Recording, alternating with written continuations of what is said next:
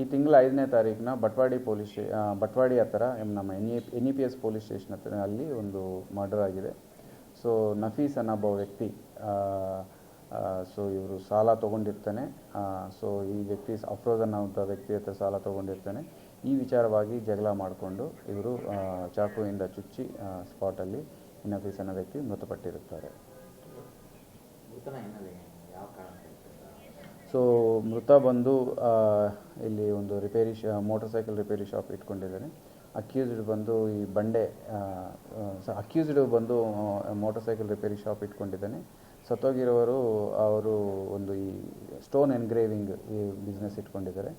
ಇವರಿಬ್ಬರು ಫ್ರೆಂಡ್ಸ್ ಆಗಿದ್ದರು ಮೊದಲ.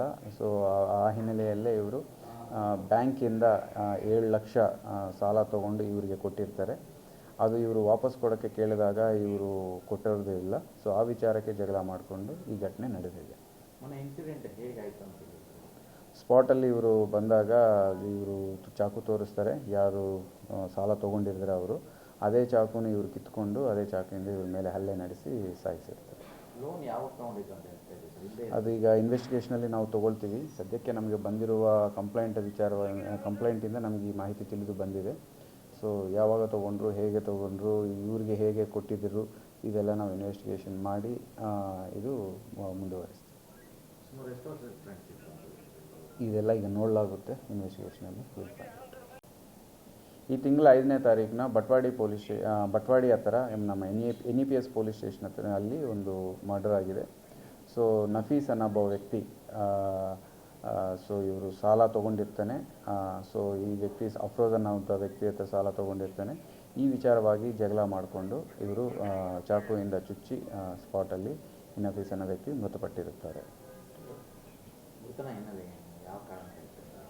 ಸೊ ಮೃತ ಬಂದು ಇಲ್ಲಿ ಒಂದು ಮೋಟರ್ ಸೈಕಲ್ ರಿಪೇರಿ ಶಾಪ್ ಇಟ್ಕೊಂಡಿದ್ದಾನೆ.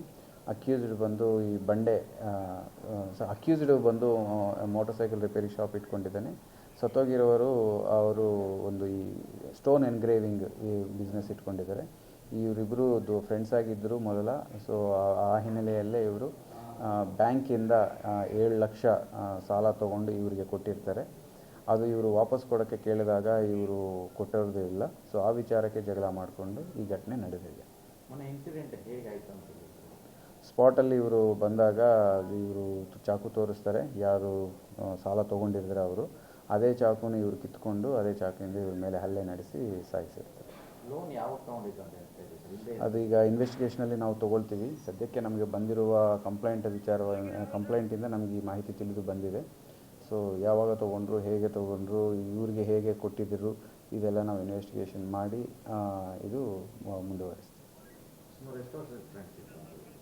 ಇದೆಲ್ಲ ಈಗ ನೋಡಲಾಗುತ್ತೆ ಇನ್ವೆಸ್ಟಿಗೇಷನಲ್ಲಿ.